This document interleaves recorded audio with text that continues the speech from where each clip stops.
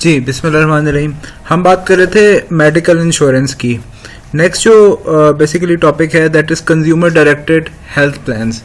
A consumer directed health plan is a generic term for a plan that combines a high deductible health plan with a health saving account HAS or health reimbursement arrangement HRA.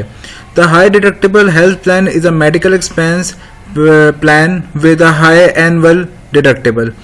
A health reimbursement arrangement is an employer funded plan with favorable tax advantage which reimburse employee for medical expenses not covered by the employer's standard insurance plan. So basically health directed plan जो है ये basically it's a blend between health saving plan and health reimbursement arrangement.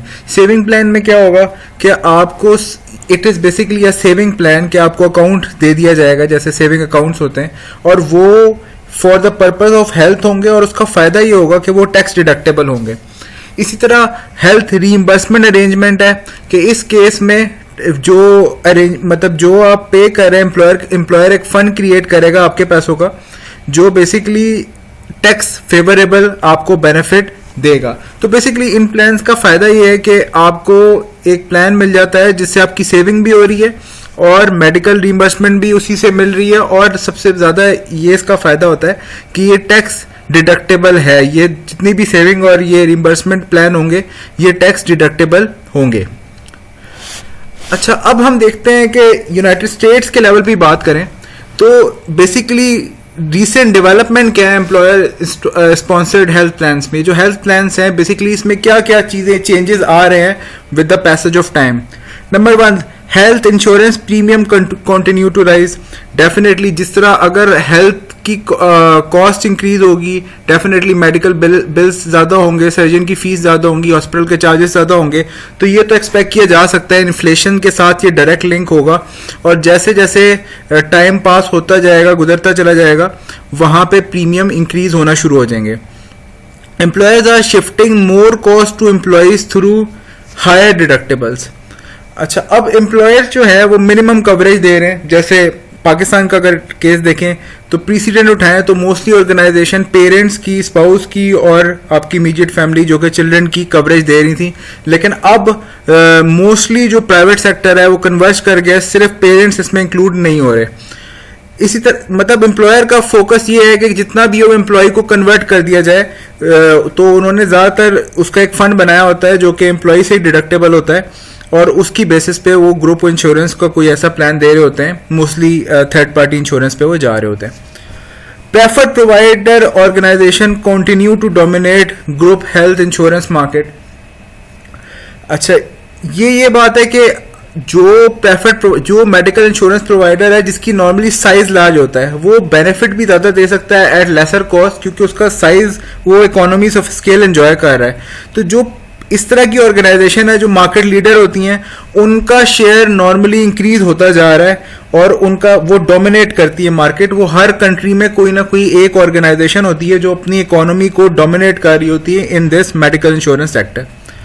Continued growth of high deductible health plans with a saving option. अच्छा, अब employees ये prefer कर रहे हैं कि उनको कुछ सेविंग ऑप्शन भी मिले हेल्थ प्लान के साथ और ऐसे प्लान ज़्यादा सक्सेसफुल हैं जिसके अंदर कोई सेविंग ऑप्शन हो और स्पेशली उसके अंदर टैक्स डिडक्टेबल बेनिफिट्स हों ताकि एम्प्लॉय की सेविंग हो सके। तो जो ऐसे प्लान है जो गवर्नमेंट रिकग्नाइजेबल हैं वो ज़्यादा अप्रिशिएट किए जाते हैं और ज़्यादा एक्चुअली कॉमन है इन मार्केट। कवरेज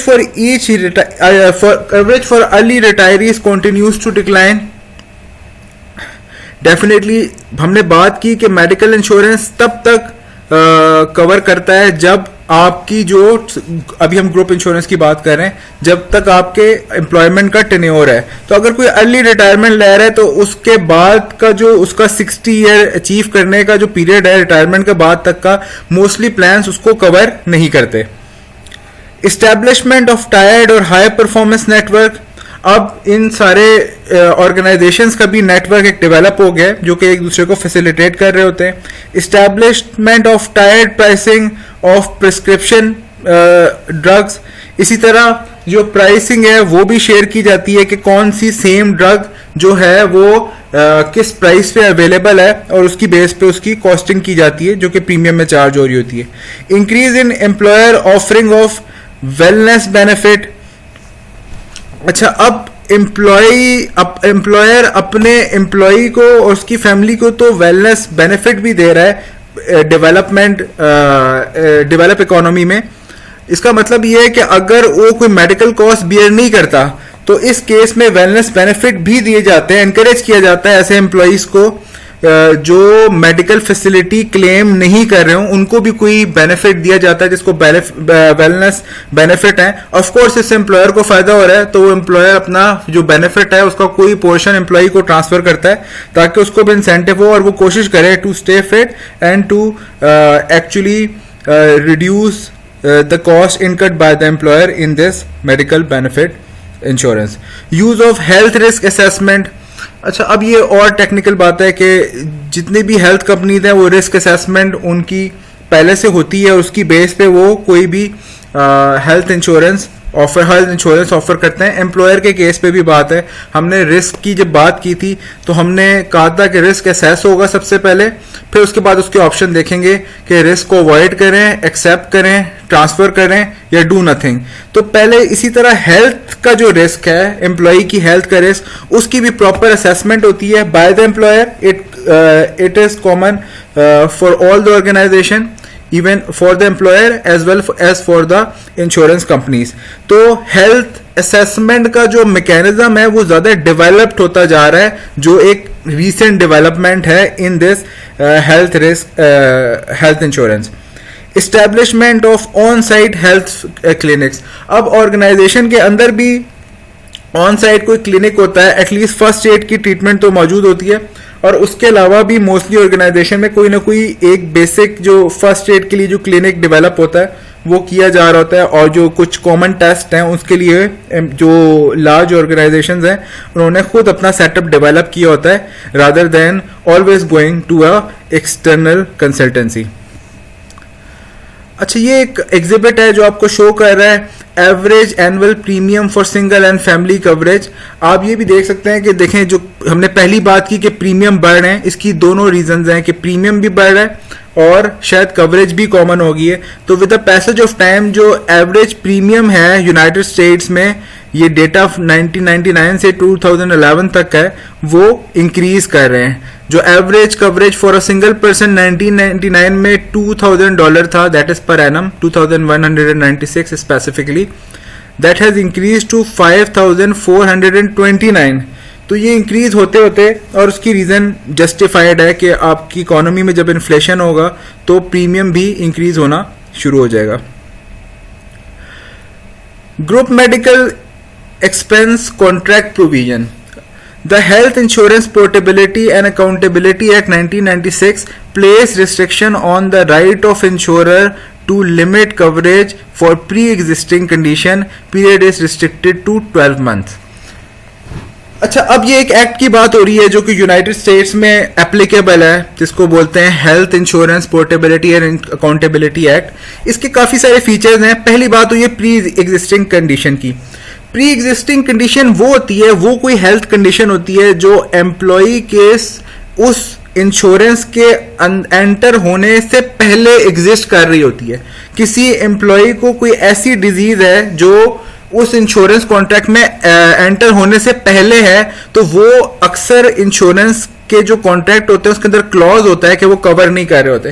तो ये जब एक्ट आया तो उसने रिस्ट्रिक्ट कर दिया, उसने कहा कि अगर तो 12 मंथ्स के अंदर की कोई मतलब 12 मंथ तक की कोई आप कंडीशन लगाना चाहते हैं तो आप लगा लें कि 12 मंथ प्रीसीडिंग 12 मंथ में अगर कोई ऐसी कंडीशन है, लेकिन अगर वो कोई ऐसी हेल्थ कंडीशन है जो 12 मंथ से भी पहले की है तो उस पर कोई लिमिट लगाई नहीं जा सकती।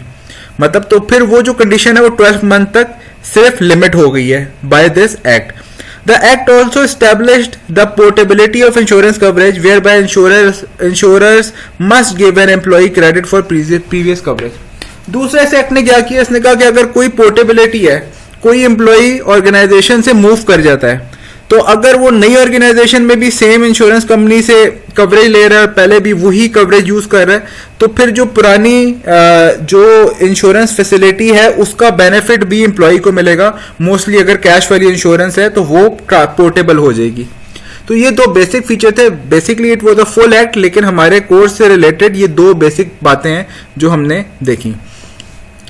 The affordable care act change the pre existing condition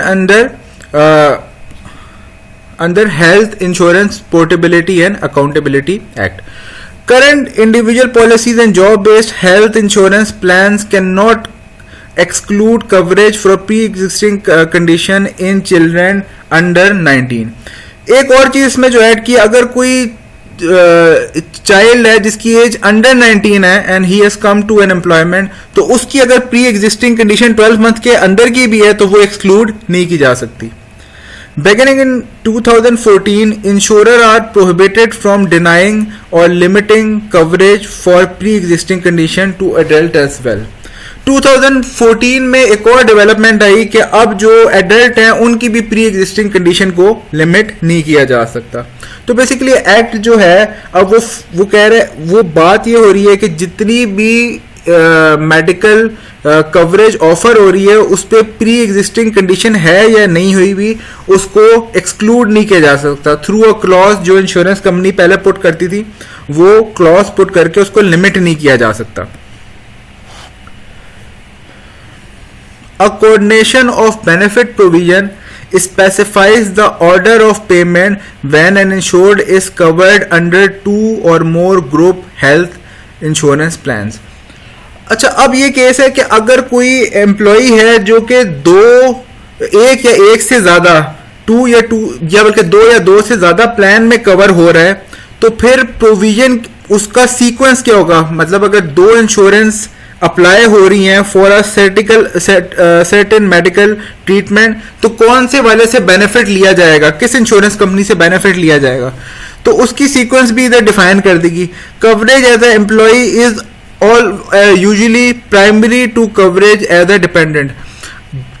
यहां पे पहली चीज ये डिफाइन हो गई कि जो एज एन एम्प्लॉय कवरेज होगा उससे पहले मतलब उससे पहले प्रीमियम का मतलब मेडिकल रिइंबर्समेंट ली जाएगी और उसके बाद सेकंड पे कवरेज एज ए डिपेंडेंट। यानी कि एक ऐसा एम्प्लॉई है जिसके एम्प्लॉयर ने भी उसको मेडिकल कवरेज दी हुई है और उसके फादर या मदर भी एम्प्लॉयड हैं और उनकी तरफ से भी डिपेंडेंट की कवरेज है, तो जो एज एन एम्प्लॉय ट्रीटमेंट अगर वो कराता है तो सबसे पहले वो जो रिइंबर्समेंट लेगा। अगर फिर भी कोई चीज रह जाती है जो कवर नहीं हो रही और वो दूसरी इंश्योरेंस में अगर कवर हो रही है तो वहां से उसकी रिइंबर्समेंट ली जा सकती है। With respect to dependent children, the plan of the parent whose birthday occur first during the year is primary. अच्छा, अब पेरेंट्स की बात हो रही है। अगर दोनों पेरेंट्स जॉब कर रहे हैं और दोनों पेरेंट्स के बच्चे डिपेंडेंट हैं, कवर्ड है under that group medical insurance, तो जिस पेरेंट का ईयर में बर्थडे पहले आएगा उस बाय लॉ जो यूनाइटेड स्टेट्स में अप्लाई हो रहा है उस इंश्योरेंस प्लान से जो कवरेज है वो पहले अटेन किया जाएगा और उसके बाद सेकंड प्रायोरिटी होगी उस इंश्योरेंस की जिस पेरेंट का बर्थडे बाद में आ रहा है इन द ईयर।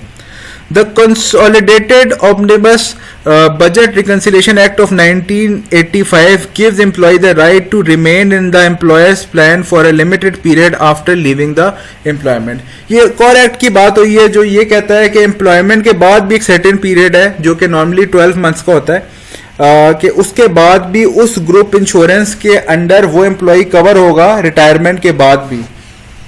ऐसा नहीं होगा कि जिस दिन रिटायर हुआ उसी दिन से इंश्योरेंस सीज हो जाएगी, बल्कि उसके बाद एक सर्टेन पीरियड होगा. ये वेरी करेगा state to state and country to country, but normally it is 12 months. अच्छा, अभी तक हमने सारी बातें की ग्रुप मेडिकल इंश्योरेंस की. अब और स्पेसिफिक एक टाइप है इसकी, ग्रुप डेंटल इंश्योरेंस, जो कि नाम से वाज़ेह है कि ये ग्रुप इंश्योरेंस होगी. It will be offered to a group, normally the employees of a particular organization. और ये डेंटल इंश्योरेंस है, यानी कि अगर आप किसी का डेंटल कोई मेडिकल इशू है तो वो इस इंश्योरेंस में कवर होगा. ग्रुप डेंटल इंश्योरेंस हेल्प्स पे the cost of normal dental care. Plan covers X-rays, cleaning, filling, etc. A covered employee or family must satisfy a deductible each calendar year.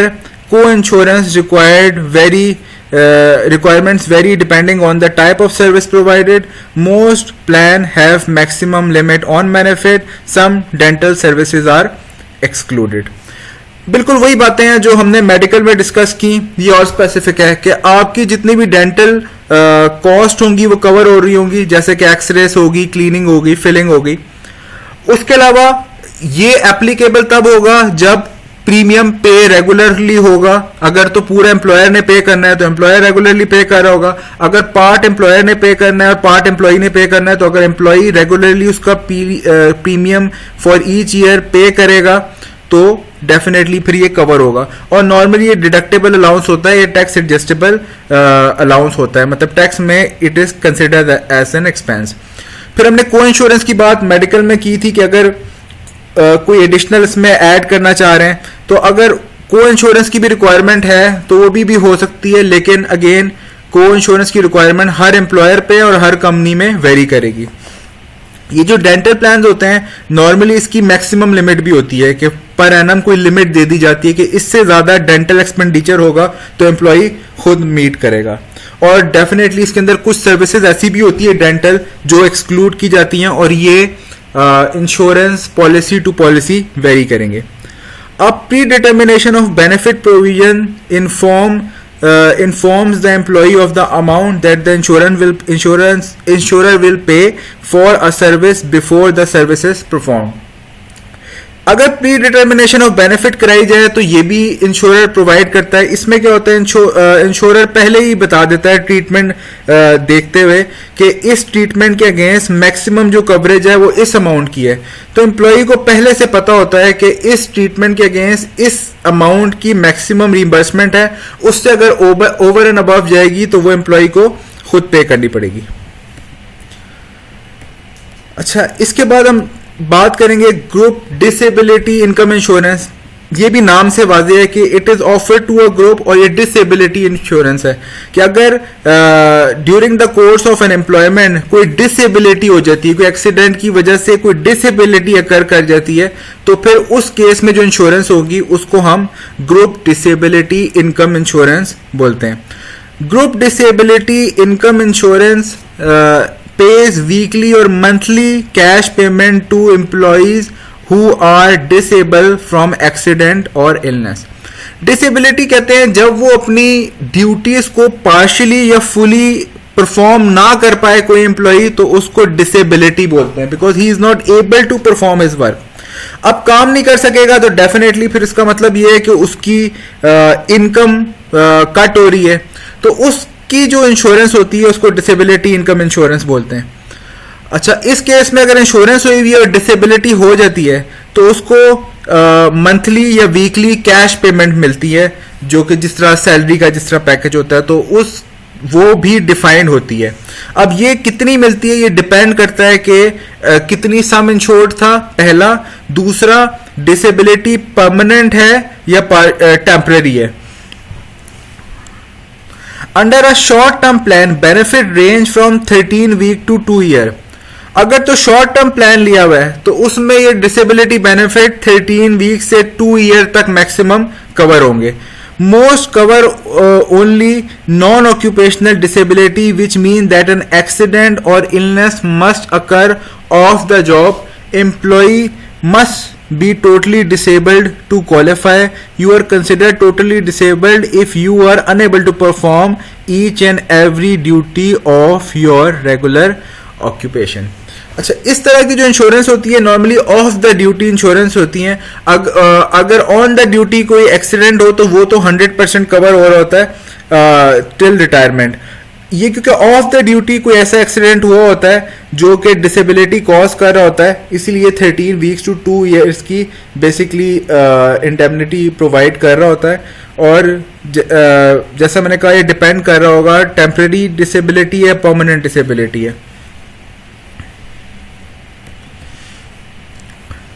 Under a long-term plan, the benefit period ranges from 2 to 65 years. For the first 2 years, you are considered disabled if you are unable to perform all the material duties of your own occupation. After 2 years, you are still considered disabled if you are unable to work in any occupation for which you are reasonably fitted by education, training and experience. Plan typically covers occupational and non-occupational disability. If the disabled worker is receiving social security or other disability benefit, the payment is reduced to discourage malingering. बिल्कुल I think self employed है कि ये जो long term plan है, मैंने आपको short term plan में ये कहा कि ये वो डिसेबिलिटी कवर करेंगे जो ऑफ द जॉब होगी. जो लॉन्ग टर्म प्लान होंगे ये वो डिसेबिलिटी जो ऑन द जॉब होगी या ऑफ द जॉब होगी, दोनों को ये कवर करेंगे. अच्छा, डिसेबिलिटी का क्राइटेरिया क्या है? हम डिसेबल किसको बोल रहे हैं? जो अपनी वर्क ड्यूटीज परफॉर्म नहीं कर सकता. अगर कोई आर्किटेक्ट है और वो हैंडीकैप भी हो गया है लेकिन वो अपनी ड्यूटीज परफॉर्म कर सकता है तो उसको इस इंश्योरेंस के पर्सपेक्टिव में हम डिसेबल नहीं कंसिडर करेंगे. अगर कोई लेबर है तो वो डेफिनेटली डिसेबल कंसिडर होगा क्योंकि वो अपनी ड्यूटीज परफॉर्म नहीं कर सकता. तो फर्स्ट 2 इयर्स का जो क्राइटेरिया क्या है? वही क्राइटेरिया है कि अगर वो अपनी ड्यूटीज परफॉर्म नहीं कर सकता तो उसको हम डिसेबल कंसिडर करेंगे. पहले 2 साल के बाद अगेन अगर वो ड्यूटीज परफॉर्म नहीं कर सकता जिसकी उसके पास एजुकेशन है या एक्सपीरियंस है तो अगेन ही और she will be considered disabled. और डिसेबिलिटी ऑफ चाहे ऑक्यूपेशनल हुई हो चाहे नॉन ऑक्यूपेशनल हुई हो वो लॉन्ग टर्म प्लान में कवर होगी. आखिरी बात जो स्लाइड में की गई है कि अगर उसको डिसेबिलिटी के अगेंस्ट कई और पैसे मिल रहे हैं, जिससे सोशल सिक्योरिटी बेनिफिट्स होते हैं जो नॉर्मली गवर्नमेंट पे कर रही होती है. सोशल सिक्योरिटी भी हमारे कोर्स में है और वो हम आगे वाले चैप्टर्स में देखेंगे. अगर उसको इस डिसेबिलिटी के अगेंस्ट कहीं और से भी पैसे मिल रहे हैं तो वो जो पैसे मिल रहे हैं वो इंश्योरेंस बेनिफिट से माइनस हो जाएंगे ताकि डबलिंग ना हो. Some long-term plans have additional supplement benefits. Under a cost of living adjustment, benefits are adjusted annually for increase in the cost of living. अच्छा, कुछ ऐसे लॉन्ग टर्म, अब डेफिनेटली हर इंश्योरेंस के अंदर कुछ ना कुछ वेरिएशन होती है. तो कुछ ऐसे भी प्लान होते हैं जिसके अंदर कॉस्ट ऑफ लिविंग एडजस्ट, जो उसको इंश्योरेंस के बेनिफिट मिल रहे होते हैं वो कॉस्ट ऑफ लिविंग से लिंक किए जा रहे हैं. इसका मतलब इन्फ्लेशन के अकॉर्डिंगली वो बेनिफिट हर ईयर रिवाइज होते रहेंगे जो डिसेबिलिटी के अगेंस्ट उसे मिल रहे हैं.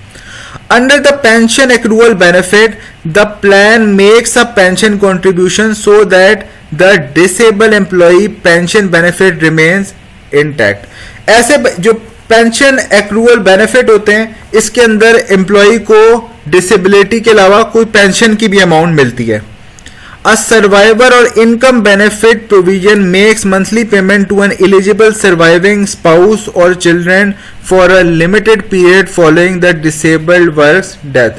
अगर तो डिसेबिलिटी के बाद कोई डेथ हो गई है तो सर्वाइवर को जो कि उसका डिपेंडेंट होगा उसको भी इस प्रोविजन के अगेंस्ट कोई ना कोई पैसे मिलेंगे फॉर अ पर्टिकुलर पीरियड, जो कि 12 मंथ्स भी हो सकता है, 24 मंथ्स भी हो सकता है.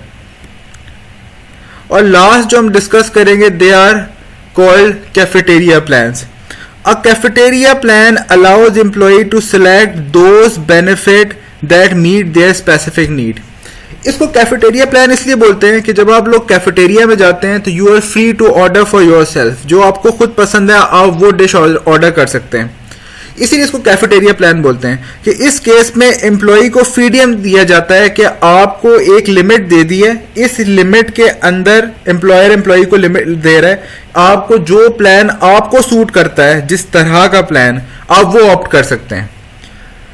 In many plans, the employer gives each employee a certain number of dollars or credit to spend on benefit or take as cash. Many plans allow employees to make their premium contribution with before tax dollars. Under a full choice or full flex plan, employees select from a full range of benefit. बात वही है कि employer जो है वो employee को certain पैसों की लिमिट दे रहा है कि जो उसको प्लान कवरेज के लिए सूट करता है वो कवरेज ले सकता है. ये जो प्लान होते हैं ये भी टैक्स डिडक्टेबल होते हैं, इसीलिए बिफोर टैक्स डॉलर में इससे भी ये प्रीमियम पे किया जाता है ताकि उसके बाद टैक्स इस पे अप्लाई हो सके. A premium conversion plan allows employee to make their premium contribution for plan benefits with before tax dollars. ठीक है, जैसा मैंने आपसे कहा कि इस पे टैक्स बेनिफिट भी मिलता है, इसीलिए इसको प्रीमियम कन्वर्जन प्लान बोलते हैं, क्योंकि ये एम्प्लॉई को अलाउ कर रहा होता है कि आप अपनी premium contribution before tax dollar से पे कर सके. Many plans include a flexible spending account which is an arrangement between that arrangement that permits employee to pay for certain unreimbursed medical expenses before tax dollars. कई सारे ऐसे भी plan accounts होते हैं जो टैक्स अलाउएबल होते हैं कि अगर एम्प्लॉय खुद भी पे करता है जो कि मेडिकल इंश्योरेंस से अबव वो पे कर रहा होता है for the medical treatment. One advantage of cafeteria plan is that employee can select those benefit that best meet their specific needs. बिल्कुल सेल्फ एम्प्लॉयड है, जैसा मैंने आपसे कहा कि कैफेटेरिया प्लान के अंदर का सबसे बड़ा फायदा ये है कि हर एम्प्लॉय अपना प्लान खुद मीट कर डिजाइन कर सकता है या खुद ऑप्ट कर सकता है, और एज हर एम्प्लॉय का प्लान डिफरेंट होगा एज पर हिज और हर स्पेसिफिक नीड. ये हो सकता है किसी को कोई मेडिकल ट्रीटमेंट की रीइंबर्समेंट चाहिए हो, कोई नहीं चाहिए हो, किसी को अपने पेरेंट्स को इंक्लूड करना हो, किसी को पेरेंट्स को नहीं इंक्लूड करना हो, कोई अनमैरिड हो तो उसने अपने स्पाउस और बच्चों को इंक्लूड ना करना हो क्योंकि एग्जिस्ट नहीं कर रहा, पेरेंट्स पे ज्यादा प्रीमियम वो बेसिकली उस पे स्पेंड हो. तो ये हर एम्प्लॉय की बेनिफिट की बेसिस पे डिजाइन हो सकता है. इसका सबसे बड़ा डिसएडवांटेज ये है कि जितने भी प्रीमियम पे हो रहे हैं ये प्रीमियम पे तो अल्टीमेटली एम्प्लॉयर ने करना है, चाहे वो खुद करेगा चाहे एम्प्लॉय की सैलरी से डिडक्ट करके करेगा. तो इसकी जो एडमिनिस्ट्रेटिव कॉस्ट है वो हाई होगी. एक तो सबसे पहले हर एम्प्लॉय के बारे में डिटेल रखना कि किसका कितना प्रीमियम पे होगा, तो हर एम्प्लॉय का अगर प्लान डिफरेंट होगा तो उसकी एडमिनिस्ट्रेटिव कॉस्ट भी हायर होगी. तो इसका एक डिसएडवांटेज ये है कि इस तरह के जो प्लान्स होते हैं इसकी जो एडमिनिस्ट्रेटिव कॉस्ट है वो भी हायर होती है. सो ये हमारा चैप्टर यहीं तक था जो कि ग्रुप इंश्योरेंस पे फोकस था. इसके अंदर हमने ग्रुप लाइफ इंश्योरेंस की बात की, ग्रुप इंश्योरेंस की सारी टाइप्स की बात की, लाइफ इंश्योरेंस की बात की, मेडिकल इंश्योरेंस की बात की, डिसेबिलिटी इंश्योरेंस की बात की और डेंटल इंश्योरेंस की बात की. तो चैप्टर यहीं तक था, इसको आप देखें और फिर आपके जो क्वेश्चंस हो वो आप नेक्स्ट क्लास में मेरे से पूछ सकते हैं. तो थैंक यू सो मच. अल्लाह हाफिज़.